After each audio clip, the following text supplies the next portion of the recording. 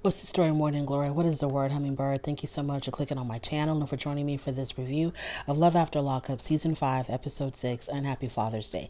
This is going to be real quick and to the point, just my thoughts and opinions about about today's episode. Not really going into too much detail because it really had nothing to give. It was a very lackluster episode and it was very much, giving me filler episode. So let's get started with Andy and Britney. Andy and Britney, they're still playing this tug of war game of, I don't know what's going on with Andy and Britney. So Andy doesn't understand why Britney's being so distant with him, because when she was in prison, she made a whole lot of promises to him about how they were going to get engaged, how they were going to get married and do all these things together as a couple.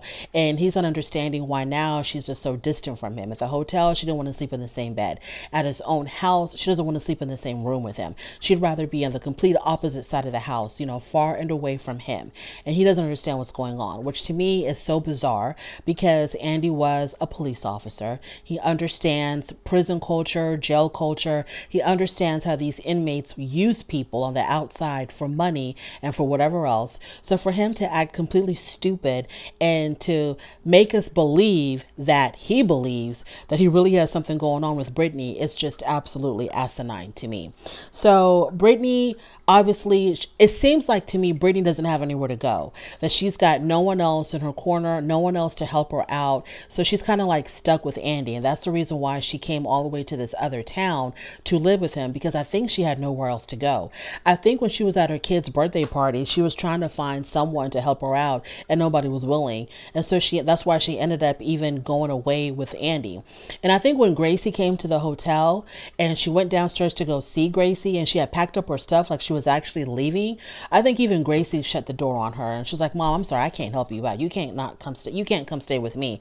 So she's stuck. So this is the reason why she is still living in his house and she's still with him and doesn't know how to get out of it, because she doesn't have enough money to do anything on her own other than catch a bus ticket to somewhere. Doesn't know where to go, who to go to. She's just stuck like Chuck.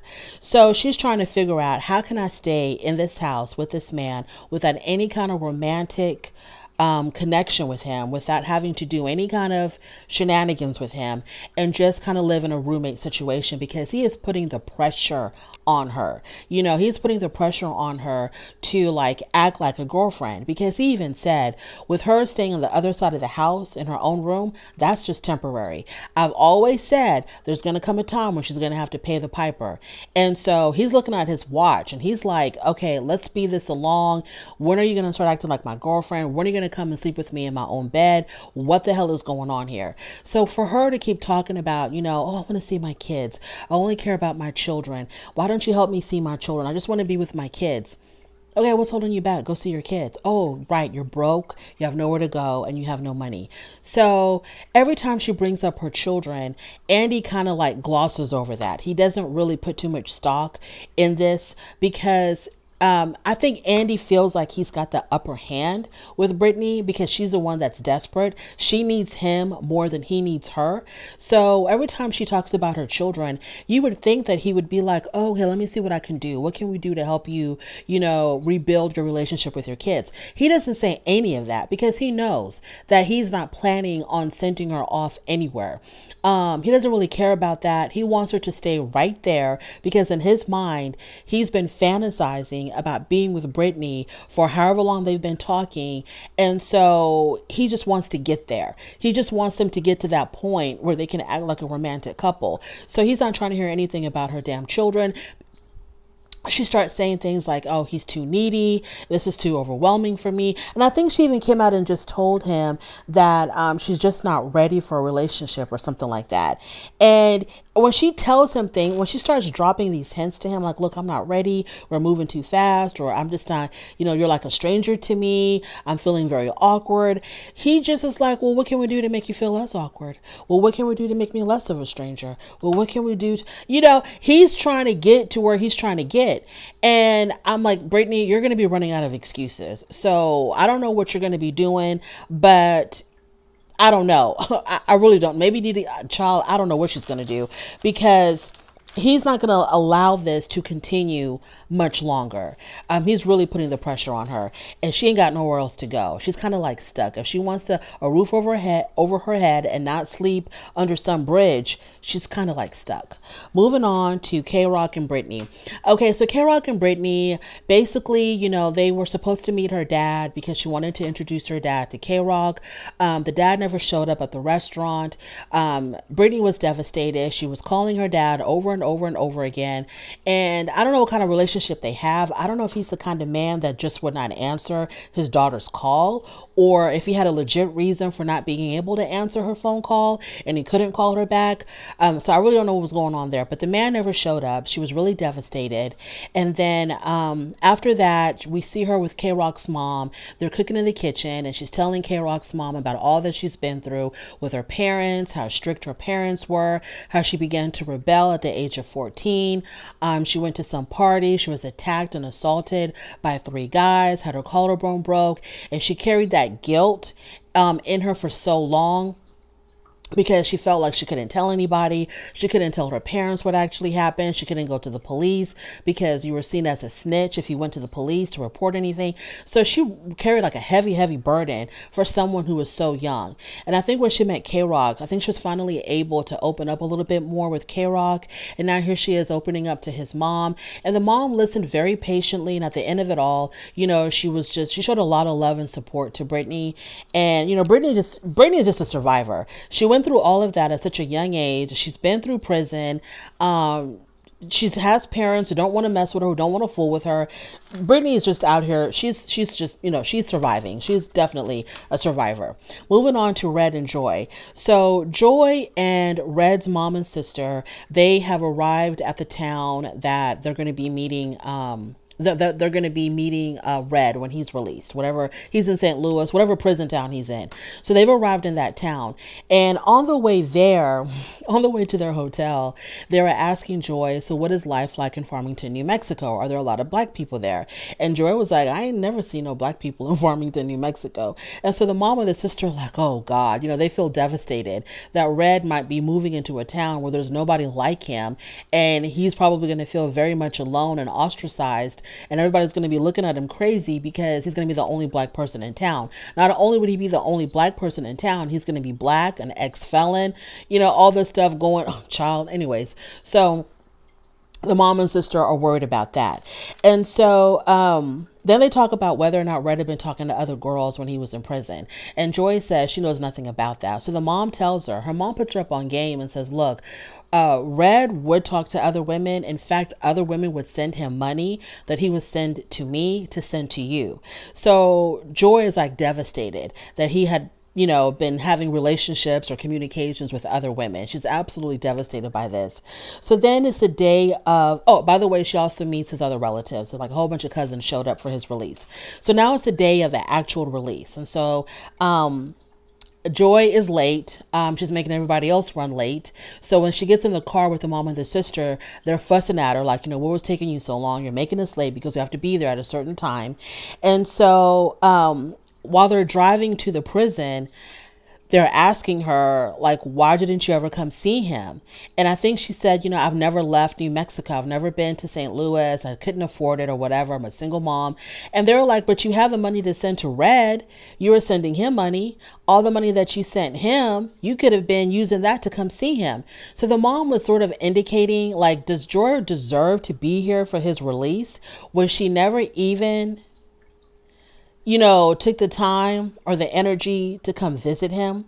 So does she really deserve to be here? Has she earned her spot to be among us who would spend the time and the money to go and visit him? Because, you know, in prison, you know, that's kind of like what helps with their morale is when their family members will come and visit them. So they're kind of mad at her that she never made the effort to come see him. And she was like, well, what I do with my money, it's my own personal business. So we're already kind of like on very shaky ground. We were already on shaky ground with the sister. The mom was sort of like, you know, kind of like in her corner. But now that, you know, Joy was like, hey, I do what I want with my damn money. I didn't have to come see him if I didn't want to. The mom was kind of like, I don't know about you. Moving on to Louie and Melissa. Louie and Melissa was very exhausting this episode, especially Melissa's jealousy, her unjustified jealousy. For her to be so jealous at the damn dance instructor, who the dance instructor was obviously flirting with Louie. I give her that. The dance instructor was very flirtatious with Louie. She was ignoring Melissa. It was very obvious. But Louie did not do anything wrong. I mean, the man just got out of prison. What do you want him to do? I don't know if she expected him to just be like, you know what, forget this whore. Let's just go back to the hotel. I don't know what she expected him to do, but to me, in my personal opinion, Louie didn't do anything wrong. So, on the way back to the hotel, she's fussing at him, like, I don't want you talking to other women and you and other women and all this other stuff. And he's like, I didn't even do anything wrong, Melissa. I'm just trying to, do the 1-2 step. Like, what is your problem? So they get to the hotel and, he's so frustrated with her. He decides just to go work out. The next day she's packing up and he's like, what are you doing? And she says, I'm taking you back to your mother and I'm going back to New Jersey, because she's so upset about the dance instructor flirting with him. I don't understand what she wanted the man to do. So, on their way to dropping off Louie at his mom's house, they're still fussing about the dance instructor. And he's like, this is crazy. I didn't do anything wrong.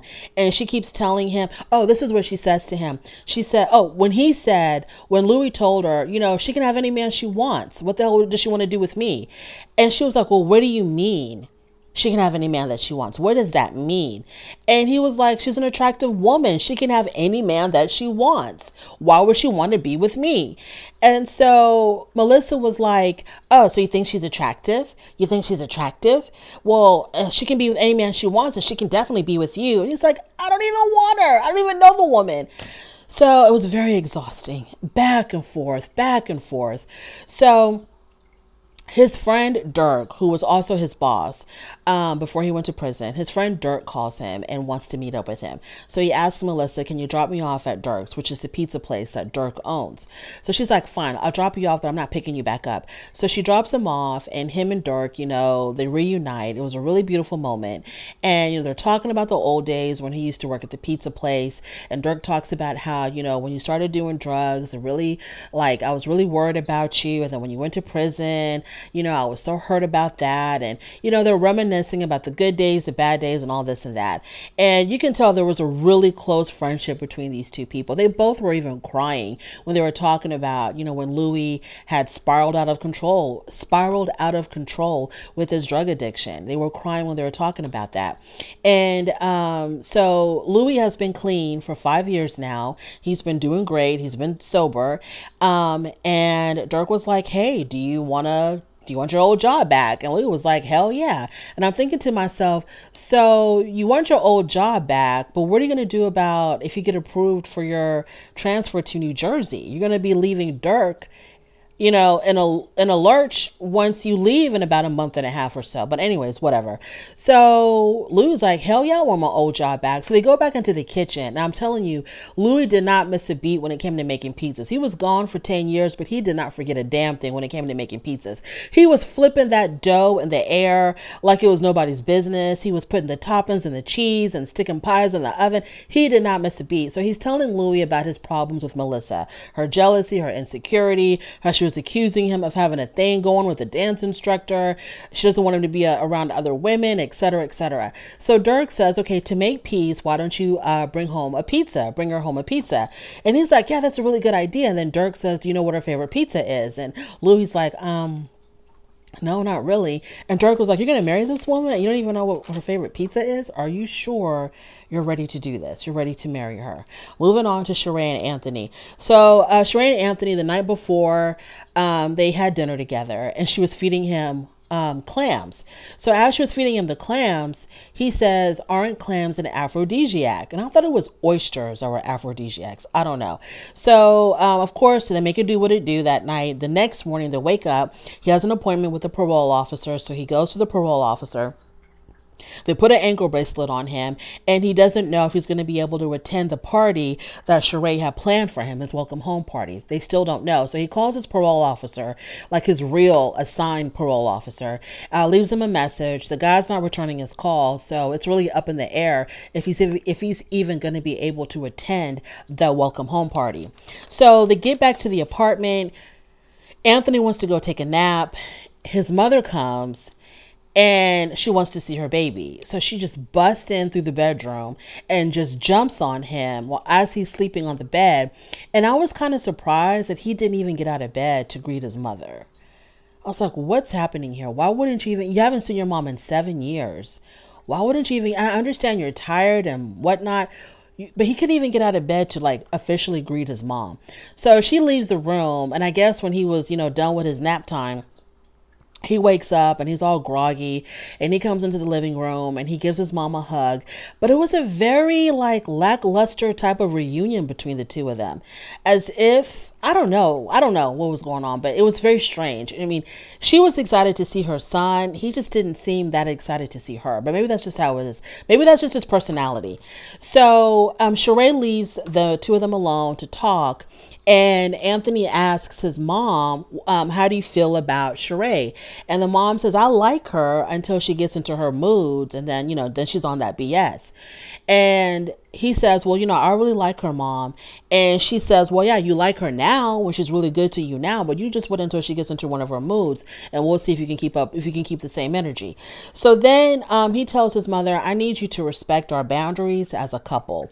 And of course, she's an old-fashioned, old-school black mother, and you can't tell an old-school black mother anything. You're not going to tell her what she needs to do.